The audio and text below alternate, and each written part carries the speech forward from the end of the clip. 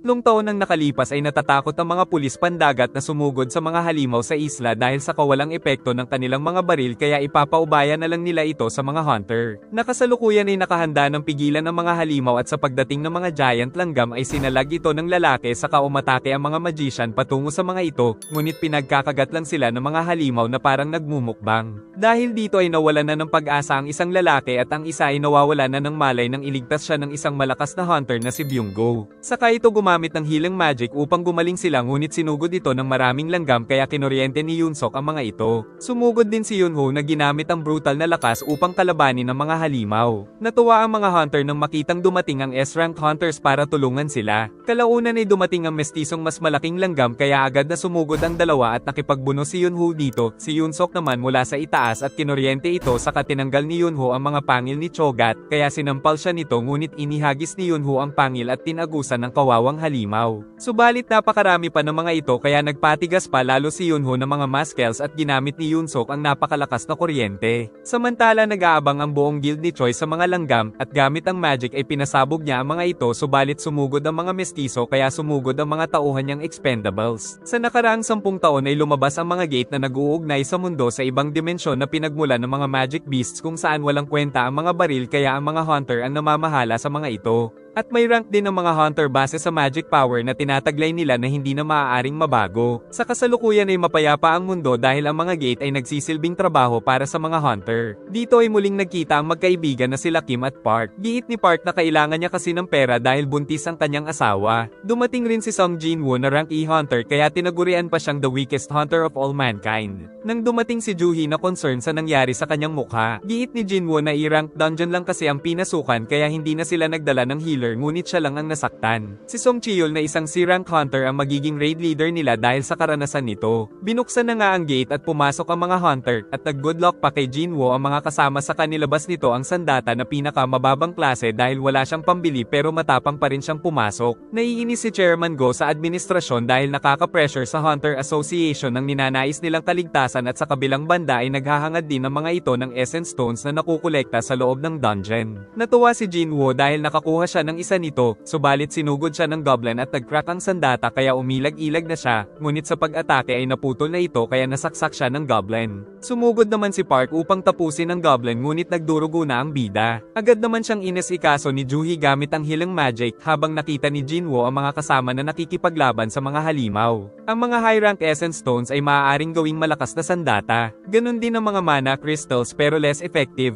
ngunit nais daw gamitin ng government ang mana crystals bilang new power source. Napabagsak na nila Jinwoo ang dungeon boss, habang kinukumbinsi ni Joo-hee na tumigil na si Jinwoo sa pagiging hunter. Nakakuha na rin sila ng kanya-kanyang mga loot, subalit ang kay Jinwoo ay isa lang rank E essence stone. Nakakita sila ng isang tunnel dahil isa palang double dungeon ang napasok nilang dungeon kaya hindi pa rin sila nakakalabas. Giit ng raid leader na kailangan nilang kausapin ng Hunter Association. Ngunit dahil gipit ang mga kasama ay nais nilang tapusin ang dungeon kahit mapanganib. Nagpasya naman si Song na magsagawa ng botohan kung magpapatuloy pa sila sa dungeon raid. Ngunit nagtabla ang boto kaya ang desisyon ni Jinwoo ang magtatalaga ng kanilang gagawin. Dahil kailangan niya rin ng pera para sa ina at sa pag-aaral ng kapatid ay nagpasya siyang magpatuloy. Sa Hunter Association ay kasalukuyang inaalam ang rank ng mga bagong hunter gamit ang Black Crystal. Samantala patuloy ang hiring sa guild ni Mr. Choi. Sa labas ay ninakawan ng isang babae ng riding and tandem. Ngunit nakaabang ang isang babae na tumalon at pinakita ang puwet na kinuha ang bag sa mga ito saka sumemplang din ng mga rider. Ibinalik ito ng babae sa may-ari ng bag dahil ito pala ay ang sikat na si Cha-hei na isang S-rank hunter na tumalon-talon sa mga gusali. Naglalakbay na ang grupo sa tunnel. Habang nagagalit naman si Joo-hee dahil nagpasyang magpatuloy si Jinwoo kahit napakahina nito. Kaya nais ng dalaga na ilibre siya ni Jinwoo paglabas nila doon. Kalaunan ay nakarating sila sa malaking pinto na mukhang mapanganib. Pinapanood naman ng mga newly awakened hunter ang briefing ni Chairman Go na sinasabing dapat ay palagi silang maging humble sa dungeon kung ayaw nilang masawi. Kasabay nito ang pagbukas ng mga apoy sa boss room na pinasok ng grupo na napansin nilang maraming estatwa ngunit ang napansin ni Jinwoo ay ang nakaupo sa trono. Nakita rin nila ang ancient script saka napansin daw ni Joo-hee na gumalaw ang mata ng estatwa pero hindi naniniwala si Jinwoo. Nang biglang magsarado ang gate kaya kinabahan sila at nagpa siya ang isang hunter na lumabas dahil hindi naman siya pabor na magpatuloy subalit sa isang iglap ay pinatay siya ng estatwang bantay na ikinatakot ng mga kasama. Dito ay napagtanto ni Jinwoo na mali pala ang kanyang desisyon. Saka sinilip niya ang mata ng estatwa na biglang lang gumalaw. Naalala ni Jinwoo na palagi siyang nasasaktan kahit sa mga E-rank dungeons. Kaya ang mga kasama ay nakakakuha ng magagandang loot upang makabili ng mas maayos na kagamitan, pero siya ay isang lumang kutsilyo lang ang afford tapos butas pa ang mga sapatos. Dahil sa instinct ay nalaman niyang aatake ang estatwa, ngunit napatay pa rin ang isa, ngunit ang ibang mga kasama ay nakaligtas dahil sa kanya. Hindi na kinaya ni Juhee ang pressure, saka napagtanto ni Jinwoo na katapusan na nila. Giit ni Song na huwag silang gagalaw upang hindi ito umatake. Saka nagpasalamat ito kay Jinwoo dahil sa babala ay nakaligtas sila nang makitang naputol ang kamay, kaya nilagyan niya ng benda dahil ayaw ng kumilos ni Juhee sa sobrang takot.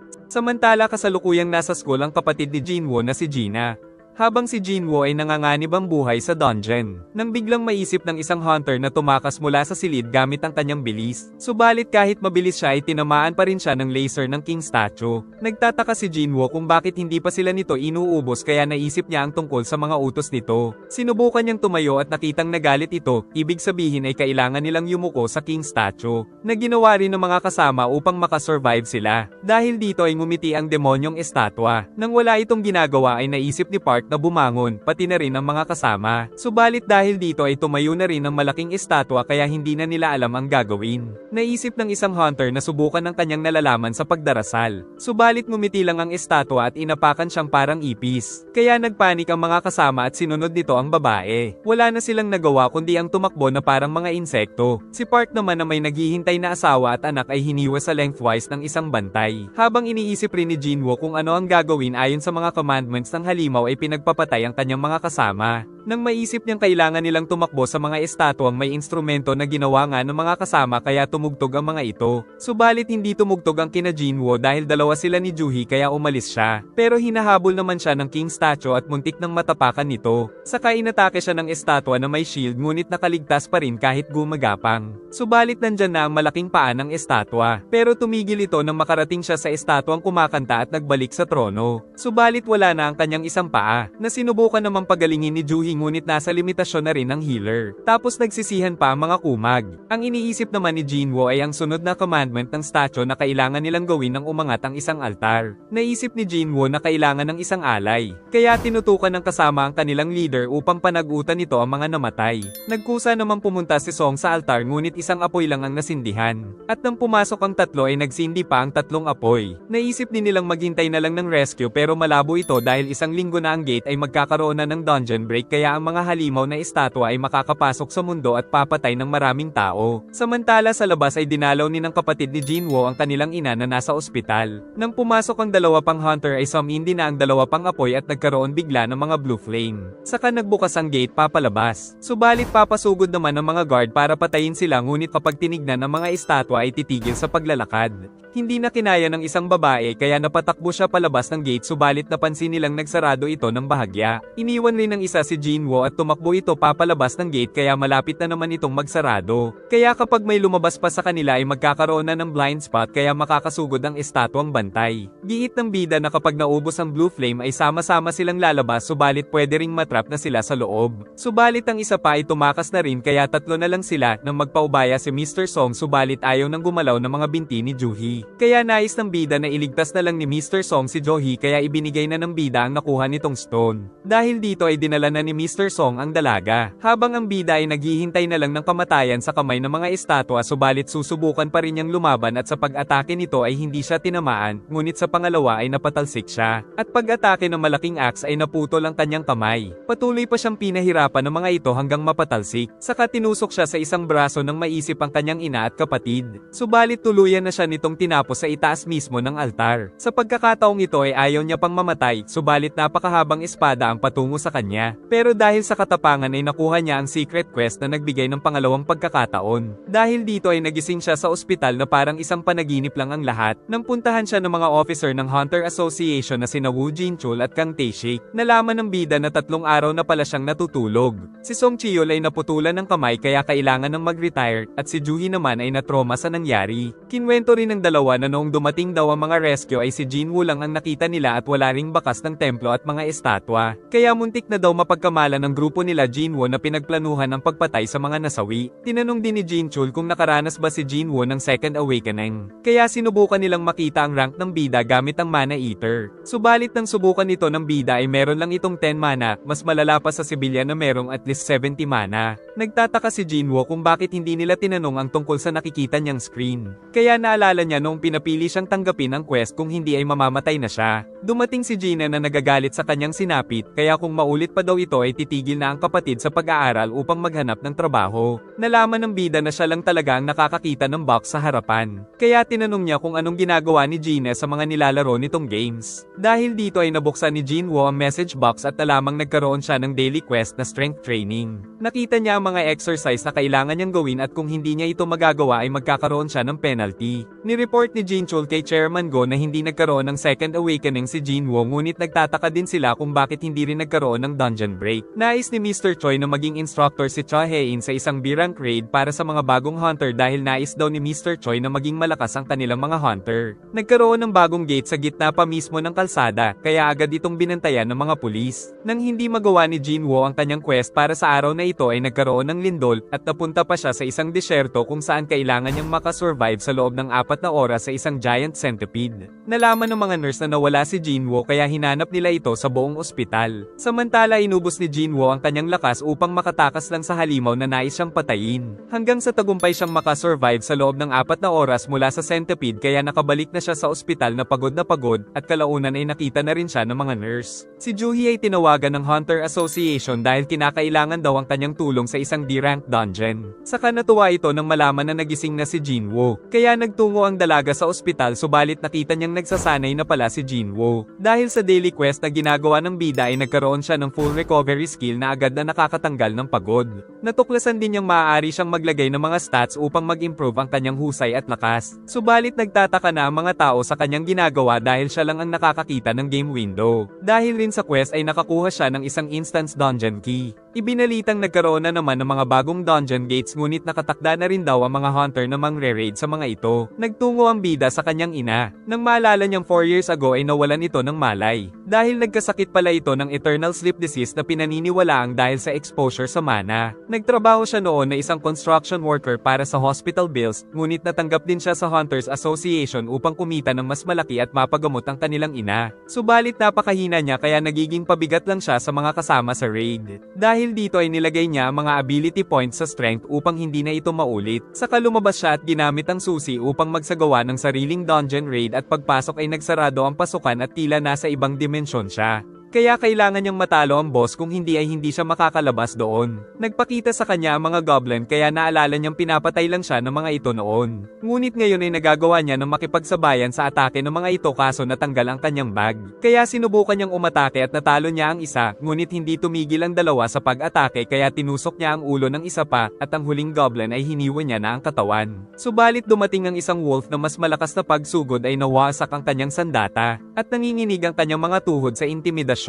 Ngunit naalalang mas malala pa ang kanyang dinana sa mga demonyong estatwa. Subalit sa pagsugod ay nasugatan pa rin siya ng wolf. Saka alulong at muling tumalon patungo sa mukha ni Jinwoo na naguguluhan. Nakailag naman si Jinwoo sa lobo dahil may kakayahan na siya ngayong tumalon-talon. Subalit paparating na naman ang halimaw kaya sinuntok niya na lang ito at namangha siya sa kanyang lakas. Ngunit muli itong sumugod kaya pinagsusuntok niya ang lobo hanggang sa tumama ito sa pader, subalit ayaw pa rin tumigil. Napatakbo na lang ang bida at nakailag na naman sa atake ng wolf. Nang maisip niyang gumamit ng inventory ay nakakuha siya dito ng isang espada na ipinangtapos sa mabangis na lobo. Naalala niya rin na naggaling ito kay Mr. Kim at dahil nanalo siya ay nag-level up at gumaling ang mga sugat. Subalit meron pang 2 lobo kaso na stock ang espada niya sa semento ngunit sa tamang pagkakataon ay nabunot niya ito ngunit nakailag at nasalag ng isa ang espada kaya sinipa niya ito hanggang sa mahiwa ang ulo ng wolf. Subalit natakot naman ang isa na napatakbo. Nag-level 2 na rin siya dahil sa natalong mga monster at napansin na dumagdag ng tigi-1 point ang kanyang stat. Dahil dito ay naisip niyang magagawa niya talagang hanggang maging isang malakas na hunter. Hindi na rin siya nakakakuha ng Essence Stone, sa halip ay nakakakuha siya ng mga kagamitan. Nalaman din niyang pwede siyang makabili ng mga gamit kapag nag-level up pa siya. Ibinenta niya ang nalot na kuko at nakakuha ng 20 gold. Saka naisip niyang talunin na ang dungeon boss para makalabas, subalit nag-aabang ang napakaraming mga lobo na matapang niyang sinugod at pinagpapatay gamit ang kanyang espada. Naisip niya rin ang kanyang inspirasyon sa kanyang ginagawa. Kaya sa pag-atake ay nahiwa niya ang napakaraming lobo dahil napakagaling niya na sa pakikipaglaban, kaya nakakatanggap siya ng napakaraming level up, hanggang sa makuha niya ang titulong Wolf Assassin. Samantala sa itaas ay nababahala ang mga tao sa isang dungeon gate, habang si Jinwoo ay naubos na ang lahat ng mga kalaban sa special dungeon, subalit malapit nang masira ang espada niya. Dahil rin sa Wolf Assassin title ay nagkaroon siya ng 40% ability boost sa mga animal type monster. Nakakuha na rin siya ng teleportation stone, kaya maaari siyang lumabas kung gugustuhin. Subalit nais niyang sulitin ang special dungeon na ito upang mas lumakas pa siya, kaya nagpatuloy ang bida. Tumawag ang Hunter Association kay Juhi dahil nagkaroon ng dungeon break dahil tumanggi siyang sumali sa raid, kaya hindi ito natuloy. Samantala iba't ibang mga halimaw na ang natatalo ng bida dahil sa kanyang lakas. Dito ay nalaman niya ring ang may kulay white na pangalan ng monster ay mas mahina sa kanya, ang kulay orange ay kasing lakas niya at ang kulay red ay mas malakas sa kanya. Subalit nag-aalangan pa rin ng bida kung matatalo niya ang boss ng mag-isa. Kasalukuyan na siyang level 15, ngunit ang espada ay malapit ng mawasak, ngunit nagtungo pa rin siya sa ibaba at hinanap ang boss. Nang bigla siyang mapatalsik nito, kaya nawasak ang kanyang espada. Mabilis na sumugod ang halimaw na nakita niyang isang napakalaki at mabagsik na ahas na meron ring matibay na kaliskis, kaya kakailanganin niya ng magandang sword. Sumugod ito na may pangil na napakatilim, ngunit ang bida ay walang ibang matinong espada. Kaya sa muling pag-atake ng ahas ay napatakbo na lang siya, subalit hindi na niya naiwasan ang buntot nito, kaya tumalsik at napunta sa tubig. Ngunit sinugod din siya doon, kaya umakyat, kaso muling tinamaan ang buntot ng halimaw. Saka mahuhulog din sa kanya ang isang tren, ngunit nakatakas pa rin dito at kinuha ang naputol niyang espada. Nasalag niya naman ang atake nito, ngunit tinamaan muli ng buntot at natrap, at sa lakas nito ay tumagos siya sa pader. Saka naghanda na ang ahas na kainin si Jinwoo. Ngunit naalala niya ang pinagdaanan sa mga demonyong estatwa na mas malala pa dito. Kaya lakas loob siyang tumalon, ngunit pinatalsik siya sa itaas. Sa kabila nito ay hindi pa rin siya sumuko, kaya nagkulay asul ang kanyang mga mata at nagkaroon ng aura. Kaya sa muling pagsugod ng halimaw ay mas lumakas siya, saka tumalon at kumapit sa katawan nito, saka muli siyang tumalon at binitiwan ng espada upang makakapit, at ginamit ang lakas upang mawasak ang armor nito. Ngunit ibinangga siya sa mga pader bato upang makabitaw. Pero nakakapit pa rin siya at mas lalong nagalit, kaya lalong nagdugo ang dungeon boss dahil kahit anong mangyari ay hindi siya binitiwan ni Jinwoo. Hanggang sa mapabagsak niya ang malaking ahas dahil sa kahinaan sa leeg. Kaya nakakuha siya ng maraming level up. Dahil rin dito ay nakakuha siya ng astig na dagger na merong paralyze at HP drain effect. At nakakuha din siya ng laso na magic item. Kalaunan ay nakabalik na siya sa tunay na mundo. At pag-akyat ay inabot na pala siya ng gabi. Nang makita siya ng isang sundalo, pero nang malaman na isa siyang hunter ay nagtungo sila sa isang dungeon break at nakitang napatay na ang ibang mga halimaw, pero isang dungeon boss ang hindi mapatay ng mga hunter dahil sa tibay ng armor nito. Nalaman agad ni Jinwoo na karamihan kasi sa nandoon ay mga rank E hunters. At ang rank D ay isa pang tank, kaya walang sapat na attacking power. Meron din healer na D rank at B rank, at ang B rank ay si Juhi, ngunit hindi nito magamit ang magic dahil sa trauma. Dahil dito ay inihanda niya ang espada at inihagis ito patungo sa dungeon boss, kaya natanggal ang depensa nito upang tuluyang matapos ng mga hunter. Ngunit nagtaka ang D rank hunter kung sino ang puminsala sa depensa ng halimaw dahil napahanga siya sa lakas nito. Samantala sa ospital ay pinag-uusapan ng mga chicks na nurse si Jinwoo dahil sa napakagandang katawan nito. Pagpasok ng isang nurse ay nahiya siya sa nakikitang niyang makisig na katawan ng bida. At dahil napakalakas na ni Jinwoo ay oras na rin para makalabas siya ng ospital, pero bago siya umalis ay ang nurse na mismo ang kumuha ng kanyang number. Sa balita ay in-interview si Baekhyunho na isa lang naman sa 7 S-rank hunter ng bansa. Tungkol sa routine nito kung gaano siya kabisi sa pagpapalakas at sa pakikipaglaban sa mga magical beast ng mga dungeon.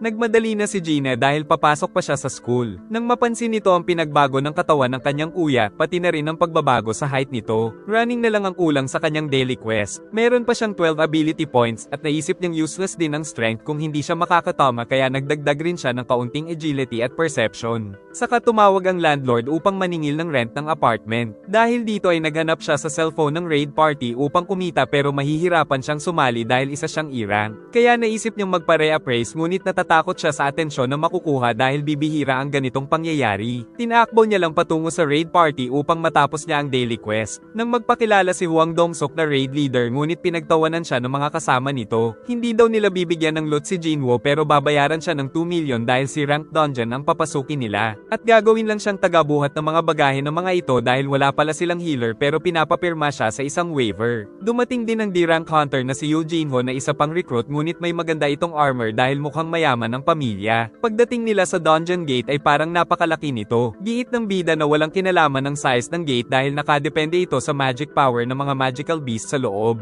Sama-sama silang pumasok at gumawa ng ilaw ang isang kasama dahil walang glowstone sa dungeon. Ngunit wala silang nakitang mga halimaw doon pero naging alerto pa rin ang grupo saka nagbabala ang bida ng mga insekto ang makakalaban nila. Lumabas ang mga halimaw kaya pinasabog kaagad ni Q1. Saka pinagtulungan ng mga hunter ang mga ito. Tapos ng tontang raid leader upang magtungo sa kanya ang mga magical beast. Habang ang kanilang mage ay nagkakast ng malakas na spell na tumapos sa napakaraming mga insekto doon. Subalit nababahala pa rin ang bida kung bakit wala silang healer. May isang lumapit kay Jinwoo na sinipa lang niya. Hanggang sa matapos nila ang mga ito kaya nagpasalamat si Dongsok sa matalas na instinct ng bida. Ngunit napansin nilang may ibang nilalang ang pumatay sa mga insekto. Kaya naisip ni Dongsok na kagagawa nito ng dungeon boss. Nag-alala si Jinwoo dahil mamahalin ang armor ng bag itong si Jinho kaya kinukutuban siya. Samantala sa isang guild ay biglang yumanig dahil nagsasanay pala ang guildmaster nilang si Yunho na napakalakas. Naisip din ni Jinwoo na masyadong malaki ang 2 million para sa tagabuhat lang ng mga bag kaya lalo siyang naghinala. Sa kanilang paglalakad ay nakita nila ang mga patay ng insekto. At nang lagyan ng liwanag ay may mga sapot doon na pinagtatanggal nila hanggang sa makakita ng napakaraming mana crystal na siguradong gagawin silang mga milyonaryo. Tinignan ni Jinho ang kontrata ng bida at ipinaglaban niya ang karapatan ni Jinwoo na makakuha rin ng parte nito sa mga mana crystal na hindi naman tinanggihan ng raid leader pero kailangan muna nilang matalo ang dungeon boss. Subalit nagdahilan ng mga ito na naiwan sa labas ang teleportation stone kaya maiwan daw muna doon ang dalawa. Kaso kinulong sila ng mga ito upang gawin silang hapunan ng giant spider kaya naalala ni Jinwoo ang sinabi ni Song na may mga hunter na pumapatay ng mga low rank hunter upang masolo nila ang mga dungeon loots. Dahil dito ay nagising na ang halimaw at nalaman ni Jinwoo na mas malakas sa kanya,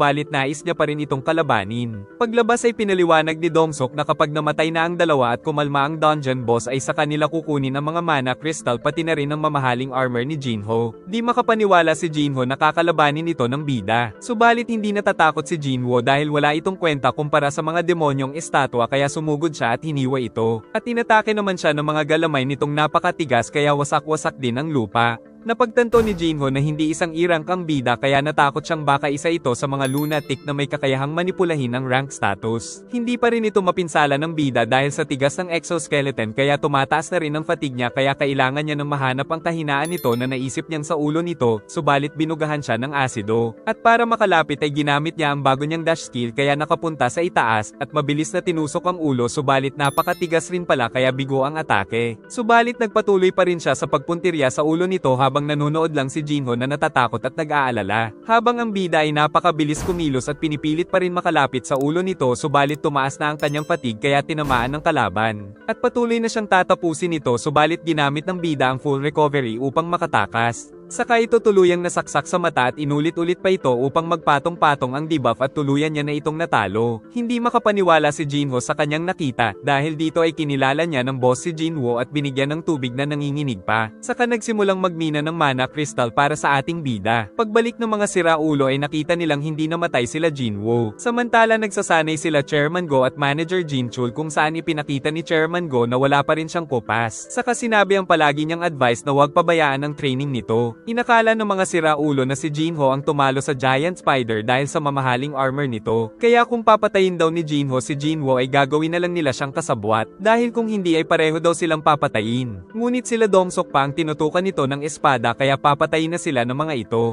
At bigla namang nagkaroon ng special quest ang bida na patayin ang mga kalaban nang atakihin sila ni Q1 ng magic nito. Samantala sa labas ay nag-uusap ang tatlong high rank hunter kung paano saglit lang na tinalo ni Chahae ng A-rank monster na hirap sila. Ngunit napag-usapan din nila ang tungkol sa isang strike team na palaging may namamatay na kasama, na siyang nangyayari ngayon kina Jinho na inakalang patay na si Jinwoo. Ngunit nakatanggap pa ang bida ng quest na patayin ng mga ito, kaya bumangon siya at naglabas ng kakaibang aura. Pero nagmatapang pa ang isang siraulo kaya ulo niya ang unang pinutol ni Jinwoo. Saka nakitang kapag hindi niya tinapos ang quest ay titigil sa pagtibok ang kanyang puso. Pinagtulungan naman siya ng mga hunter pero napakabilis niyang kumilos kaya nasaksak ang isa at sumunod ang isa pang tanga. Saka hiniwa iniwan ng paekis ang mga ito. Aatake pa lang ang isa ngunit nahiwa na pala siya. Kaya inatake siya ng mage pero nakatakas at saka siya tuluyang tinapos. Sa kabila nito ay hindi natakot si Domsok dahil napapatigas niya tulad ng bakal ang kanyang balat kaya sumugod siya sa bida, ngunit binilibag lang siya nito sa sahig. Giit ni Domsok na magbabayad na lang siya kapalit ng kanyang buhay. Subalit sinabi ni Jinwoo na 3 beses siyang pinagtangkaan nitong patayin kaya naiiyak na si Boy Falco. Ngunit nagbanta pa ito na may sikat siyang kapatid kaya tuluyang pinutol ang kanyang ulo at natapos na rin ni Jinwoo ang quest. Pagdating sa labas ay ni-report nilang namatay ang lahat ng mga kasama sa dungeon. Dahil sa nangyari ay nagkaroon siya ng murderous intent skill na nagtatanggal ng 50% abilities sa makakalaban. At naniwala naman ang officer sa sinabi ng dalawa. Saka nagpasalamat si Jinho sa tulong ng ating bida. Nakarating din kay Manager Wo ang tungkol sa nangyari sa raid. At inakala din ng mga ito na si Jinho ang pumatay sa dungeon boss dahil sa napakamahal na kagamitan nito. Pero naghinala din sila dahil sangkot na naman ang bida. Nagbigay ng pasalubong si Jinho dahil kumita siya sa raid kaya meron na din silang pambayad sa mga bills ng ospital. Nang kamustahin ni Gina ang nakaraan niyang raid ay naalala ng bida kung paano niya pinaslang ang mga ito. At nang uminom siya ng alak ay nalaman niyang masama ito para sa kanyang katawan. Napansin rin niyang hindi siya nalalasing. Dahil sa alak ay nagkaroon siya ng immunity buff sa mga toxic substance at nagkaroon ng regeneration. Tinawag siya ng kapatid dahil hinahanap daw siya ni Jinho. Nang magkita sila ay sinabi ni Jinho na nais niyang bumuo ng team kasama si Jinwoo pero ayaw ng bida.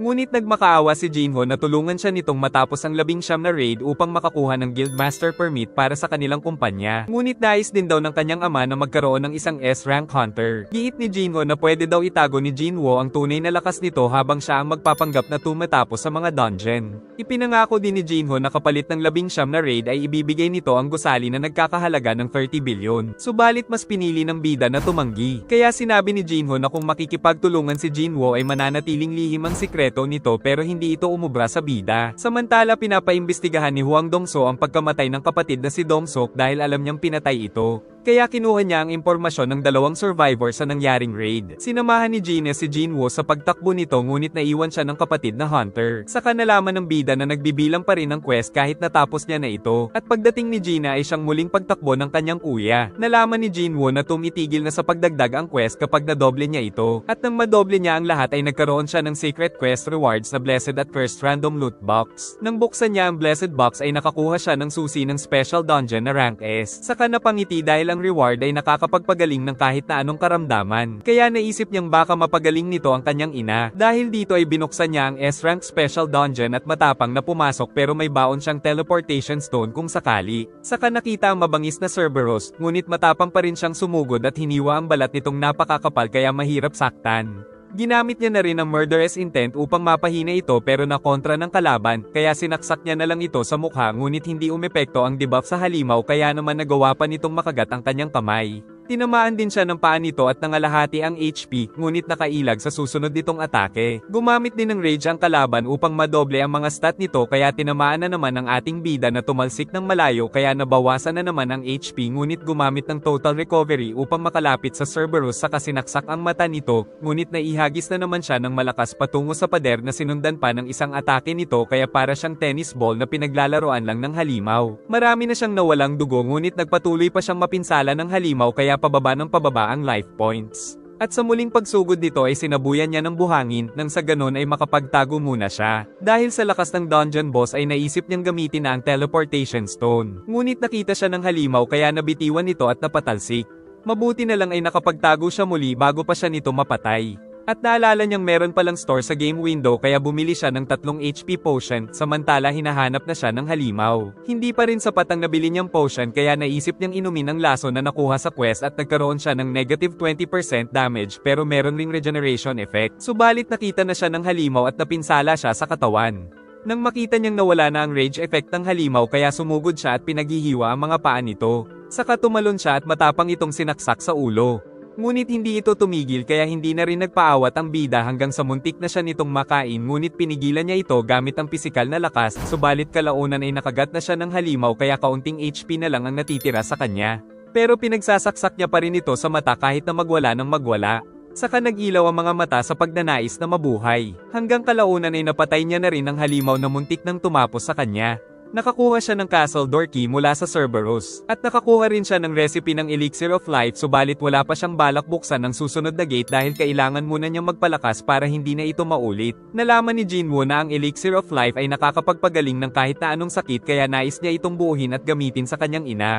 Nakipagkita rin ng bida kay Jinho dahil payag na siyang samahan ito sa 19 na C-rank raids pero sa isang kondisyon na silang dalawa lang ang tatapos nito. Giit ni Jinho na kailangan ng 8 tao para makapasok sa dungeon. Kaya sinabi ng bida na mag-hire na lang sila ng party fillers. Isa pa ay mas lalong may impress ni Jinho ang kanyang ama kung dalawa lang silang tatapos ng mga dungeon kaya pumayag na rin si Jinho at siya na daw ang bahala sa mga party fillers. Tumatakbo si Cha-hae-in para sa kanyang daily routine. Pagkatapos ay naramdaman niyang may nanunood kaya nagpakilala ang lalaki na si Yoon Bum-hil mula sa kumpanya nila Jinho. Samantala sinasabi ng kanyang ama ang kahalagahan ngayon ng mga dungeon items kaya kailangan nilang bumuo ng sariling guild. Lalo na at mas yumayaman ang mga taong may hawak ng mga guild katulad na lang ng 5 nangungunang guild sa bansa. Ngunit alam ni Jinho na meron ding mga panganib sa pagre-recruit ng kanyang kuya ng mga S-rank hunter na meron ng mga guild. Kakatapos pa lang ng daily quest ng bida nang mapansin niyang wala na siyang nakukuhang secret quest. Naisip niya ring buksan na ang regular random loot box subalit bingo card lang ang nakuha. Dahil sa mga grinding na ginawa ay nasa level 26 na ang bida. Naisip din niyang kalabanin ng centipede sa penalty zone ngunit baka wala itong bigay na XP dahil isa itong penalty. Nakakuha siya ng request sa isang rank D dungeon at dahil kailangan niya na ng pera ay tinanggap niya ito. Samantala nasa dojo si Mr. Song para sa kanyang sports. Nang makatanggap din siya ng mensahe mula sa Hunters Association kaya tinanong ng estudyante dahil akala nito ay retire na siya. Maging si Mr. Kim ay balak muling sumabak sa pagiging hunter ngunit tutol ang asawa dahil sa panganib nito. Giit ng lalaki na kailangan kasi nila ng malaking halaga upang makapaghanda sa pag-aaral ng dalawa nilang anak. At tiniyak niyang bihirang kaso lang naman ang nangyari sa kanyang double dungeon. Nagagalit si Yoonho kay Mr. Choi dahil alam niyang ito dapat ang may interview at hindi siya. Hindi na nagpaligoy-ligoy pa si Mr. Choi at sinabi nitong nabalitaan niyang bubuo ng sariling guild ang Eugene Construction. Giit naman ni Yoonho na alam niyang may iba pang pakay sa kanya si Choi. Kausap ni Joohee ang mga magulang na pinapauwi na lang siya para mag-manage ng business dahil sa masyado daw siyang duwag para maging hunter. Subalit nais ni Joohee na masunod ang kanyang sariling desisyon kaya pinatay niya ang cult at kalaunan ay nakatanggap ng mensahe sa Hunters Association. Nakasalubong ni Mr. Yoonho si Cha-hae-in, kaya tinanong niya kay Master Choi kung ano ang napag-usapan nila ng Guildmaster ng White Tiger Guild na si Yoonho. At sinabi pa nitong inanyayahan din siya ng Eugene Company na maging Guildmaster sa itatayo nilang guild. Subalit tumanggi naman siya sa alok dahil mananatili daw siyang loyal sa guild ni Choi na Hunters Guild. Habang umiinom si Baek Yoonho ay naalala niyang nagtanong si Mr. Choi tungkol sa Jeju Island dahil simula nang mabigo sila sa raid sa isla ay naging off-limits na ito sa public kaya wala na silang balita. Dahil hindi rin daw makakalimutan ni Mr. Choi ang nakapangingilabot na nangyari kaya nais niya sanang linisin ang Jeju Island sa tulong ng guild ni Yoonho pati na rin ang iba pang mga guild pero bago iyon ay kailangan muna nilang magpalakas pa ng puwersa. Naglalakad naman si Mr. Song upang muling magtungo sa raid. Nang makita niyang malaki na ang ipinagbago ni Jinwoo sa ilang buwan ng hindi pagkikita ngunit nagtataka din siya kung paano tumubo ang binti ng bida. Sagot ni Jinwoo na nagising na lang siyang kumpleto na ang katawan. Sabay silang nagtungo sa kanilang raid. At doon ay nakita nila ang dating mga nakasama na hindi makatingin sa kanila dahil iniwan sila ng mga ito. Si Joohee naman ay natutuwa nang muling makita si Jinwoo na nasa magandang kalagayan na pumogi at sumarap pa. Lumabas sa sasakyan ng mga preso na magiging party filler para makapasok sila sa dungeon. Giit ng babae na dahil kulang sila sa mga hunter ay gumamit sila ng mga preso na nais din mabawasan ng mga sintensya ngunit babantayan naman ni Kang Tae-shik na isang rank B hunter ang mga ito. Naisip ni Jinwoo na mapanganib ang gagawin nila ngunit ayaw pa rin mag-back out ni Joohee. Samantala ang mga preso ay tuwang-tuwa sa pansamantalang kalayaan pero siniguro ni Tae-shik sa mga hunter na siya ang baalang magbantay sa mga ito. Si Mr. Song Chi-yul muli ang magiging raid leader na humingi ng tawad sa nakaraang trahedya. At maging sila Mr. Kim ay walang kontra na siya muli ang maging raid leader. Sa katuluyan na silang pumasok sa loob ng gate. Pinakita din ng mga preso na magagaling sila sa pakikipaglaban sa mga goblin dahil mga rank C hunters pa rin sila. Pinakita rin ng bida na kayanan niyang patayin ang mga goblin. Nang makarating sa 3 tunnel ay naghiwalay sa 3 ang grupo.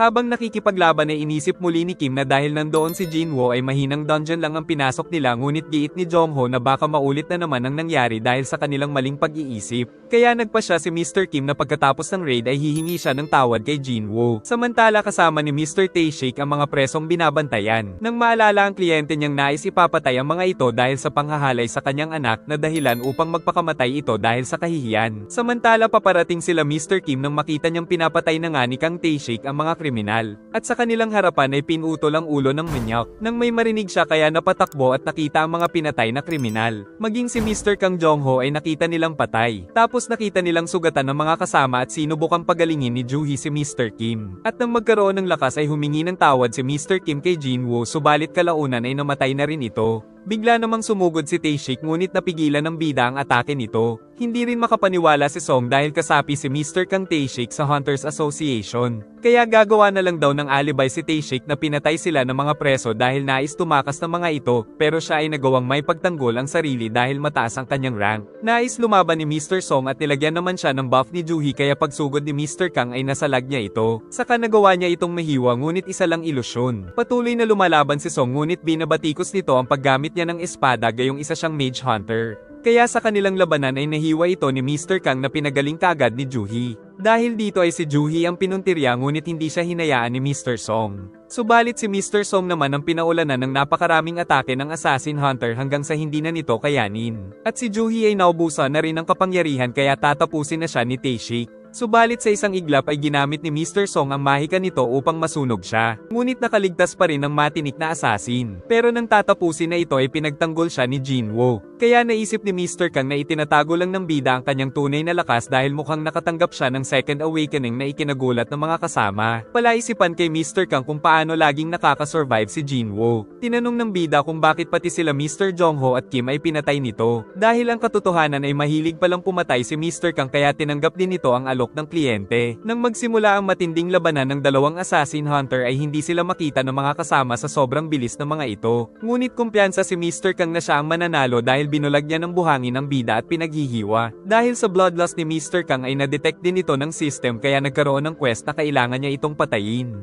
Nagbago rin ang estilo ni Jinwoo at sa isang iglap ay nasugatan nito ang kalaban kaya nalason nito. Ngunit nagpatuloy pa rin ang matinding labanan hanggang sa gumamit ng stealth mode si Tae-shik at tinatamaan nito ang bida hanggang sa mapaluhod. Pinagbantaan din itong huwag makikialam ang dalawa. Subalit gumamit ng full recovery si Jinwoo at muling nakatayo saka nakita ang nakakatakot na aura nito at nagliwanag ang mga mata kasabay ng paglaho ng isa pang emosyon ng bida. Kaya napagtanto ni Mr. Kang na may mga napatay na rin si Jinwoo. Saka muling naglaho si Tae-shik upang ipagpatuloy ang laban. Subalit ang mga atake niya ay nakikita na ng ating bida. Ginamit na rin ni Jinwoo ang murderous intent skill upang mabawasan ng kalahati ang stat ni Mr. Kang at nakita nito ang nagliwanag ng mga mata kasabay ng pagtusok sa kanya ng bida. Kahit duguan ay pinaglalaban pa rin ni Mr. Kang ang paniniwala na sila ay isa lamang mga killing machines. Saka nagbanta si Mr. Kang na mag-ingat ito dahil alam niyang merong kapalit ang lakas na tinataglay ng bida. Natapos na rin ng bida ang quest at nakatanggap pa siya ng skill na stealth. Napagtanto naman ng bida na tama si Mr. Kang dahil habang lumalakas siya ay pakiramdam niyang merong nawawala sa kanyang pagkatao. Nagpasalamat na rin ang dalawa ngunit pinapalabas na sila dahil si Jinwoo na ang bahala sa boss ng dungeon kaya mag-isa niyang binuksan ang gate nito. Nang makita ang mga survivor ay naalala niya si Jinwoo na napakalaki ng pinagbago. Natutuwa si Joo-hee para kay Jinwoo dahil sa laki ng ipinagbago nito. Ngayon ay ibinalik na ng dalaga ang essence stone ng bida. At balak na din daw ni Joo-hee na tumigil sa pagiging hunter katulad ng kagustuhan ng kanyang mga magulang. Naalala ni Jinwoo ang babala ni Mr. Woo na baka hinahunting na sila ni Hwang Dong-so na isang S-rank hunter dahil kapatid nito ang pinatay niyang si Hwang Dong-sok. Ngunit naisip ng bida na isa rin ito sa dahilan kung bakit kailangan niya pang lumakas. Inihanda ni Jinwoo ang mga magiging party fillers nila na may isa pang minor ngunit basta awakened ay wala naman daw magiging problema. Dahil maghihintay lang naman ang mga ito sa labas ngunit makakatanggap pa rin ng 3 million bawat isa basta hindi nila ipagsabi ang kaganapang ito kundi ay sila pa ang magbabayad ng 30 million. Ginamit na ni Jinwoo ang stealth stone upang makuha niya ang skill. May panibago na namang state-of-the-art armor si Jinwoo ngunit hindi niya naman ito kayang dalhin kaya kailangan niyang tanggalin pero suot niya pa rin ang helmet. Iniisip naman ng mga party filler na nababaliw na ang dalawa. Ngunit matapos ang isang oras ay nakalabas na ang dalawa at nagsarado ang gate kaya di makapaniwala ang mga party filler. Nagpatuloy sila sa pagpasok sa mga dungeon at ang bida lang mag-isa ang nakikipaglaban sa mga halimaw kaya nakakatanggap din ng maraming level up. Nang makalaban ng mga mababangis na humanoid wolf ngunit tinapos sila ng bida gamit ang stealth mode. Dahil dito ay nag-level na rin ang kanyang dash. At nang may sumugod na halimaw ay napatay agad ng bida gamit ang advanced dagger skill. Habang si Jinho ang nangunguha ng mga loot. Marami na siyang mga bagong skill ngunit wala siyang sapat na mana kaya kailangan niya na ring maglagay ng intellect stat. At kalaunan ay kailangan niya ng mag-job change. Natuklasan ng mga staff sa White Tiger Guild na may nagbabayad ng 150 million para sa mga rank C gates. Ang raid leader ay si Jinho na anak ng may-ari ng Eugene Construction. At naghinala din si Manager An dahil kasama si Song Jinwoo sa strike team nito. Naghahanda na sa panibagong dungeon sila Jinwoo. Naisip ni Manager An na tila nagkaroon ng second awakening si Jinwoo dahil palagi itong nakakasurvive sa mga sakuna kaya balak niyang imbestigahan ang Rising Rookie. Nang magtungo sila ay nakitang naghihintay lang sa labas ang ibang mga hunter. Kaya napatunayan ni Manager An na nagkaroon ng second awakening ang bida. Paglabas nila Jinwoo sa dungeon ay nais daw nito ng day off kinabukasan na hindi naman pinigilan ni Jinho. Ngunit di nila alam na nakikinig si Manager An. Sa gitna ng apoy ay malalaking halimaw ang pumatay sa isang hunter nang magising si Choi sa paulit-ulit niyang panaginip. Saka naisip na oras na para linisin ang Jeju Island. Nang papauwi si Jinwoo ay lumapit sila Manager An kaya nagtungo sila sa coffee shop at inalok siyang sumali sa White Tiger Guild sa mas malaking halaga. Ngunit nang malaman niyang 30 billion ang offer ng Eugene Construction kay Jinwoo ay wala na siyang nagawa. Gumamit ang bida ng stealth at nagbanta na kung may makaalam pa ng kanyang second awakening ay siguradong lalagyan sila ng mga gripo. Sinabi rin ni Jinwoo na kukunin nila ang lahat ng C-rank gate upang wala silang magamit upang mag-training ng mga bagong hunter. Pero kung gusto ni Manager An ay handang magbenta si Jinwoo ng 3 C-rank gate sa halagang 300 million ang isa.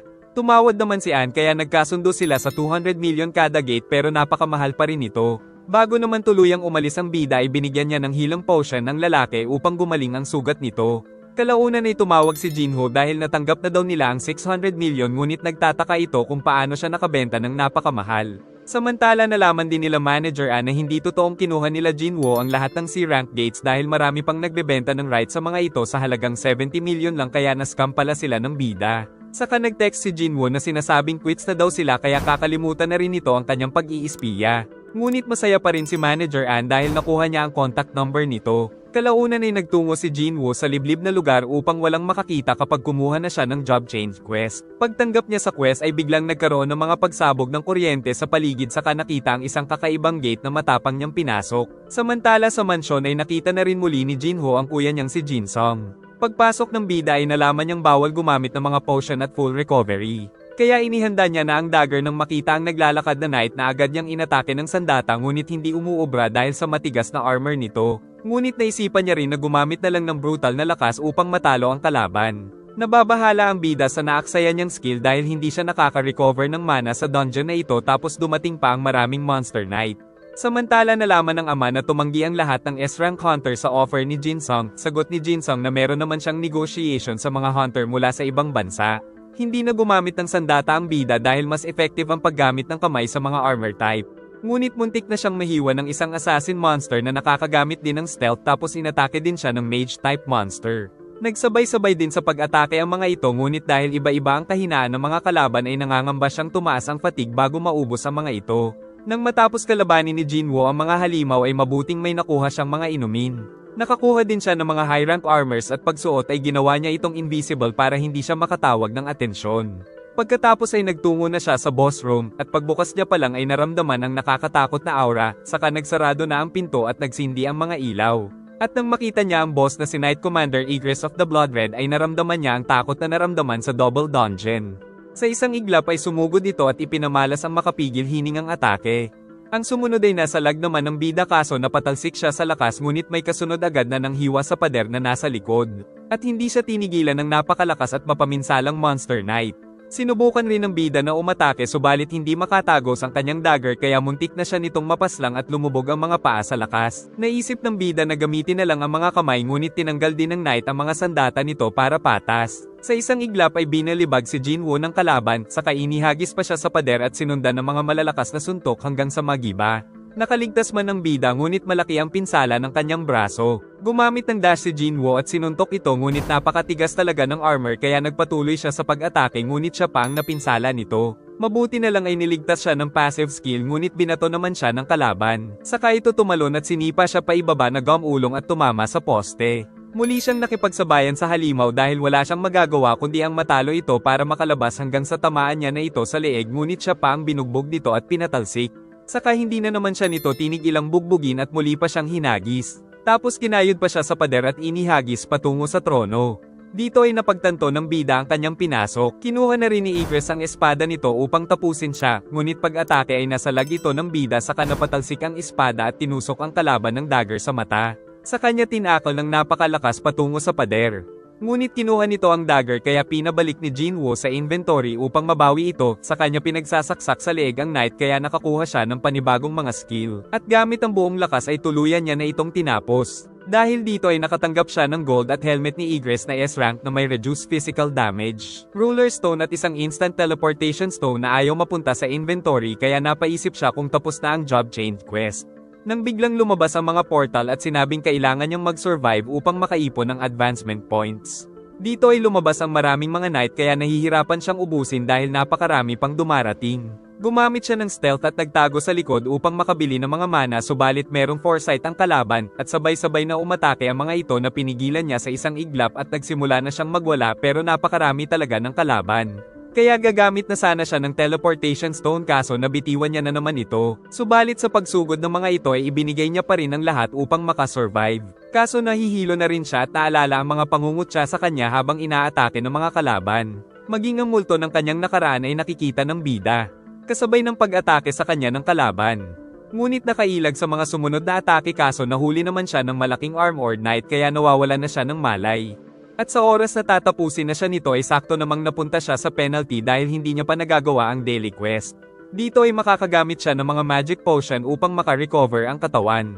Kaya nang lumabas ang mga centipede ay may lakas na naman siya para kalabanin ng mga ito upang makapagpatuloy siya sa quest. Samantala nagtataka si Gina dahil gabi na ay hindi pa rin nakakabalik ang kuya. Natalo na rin ni Jinwoo ang mga centipede at nakatanggap ng mga level up. Tapos bumili siya ng bagong sandata na pangontra sa mga knight at may kasama pa itong skill stone at ang ginamit ay nakakuha siya ng ruler's hand skill upang makontrol ang mga bagay at hindi pa ito gumagamit ng mana.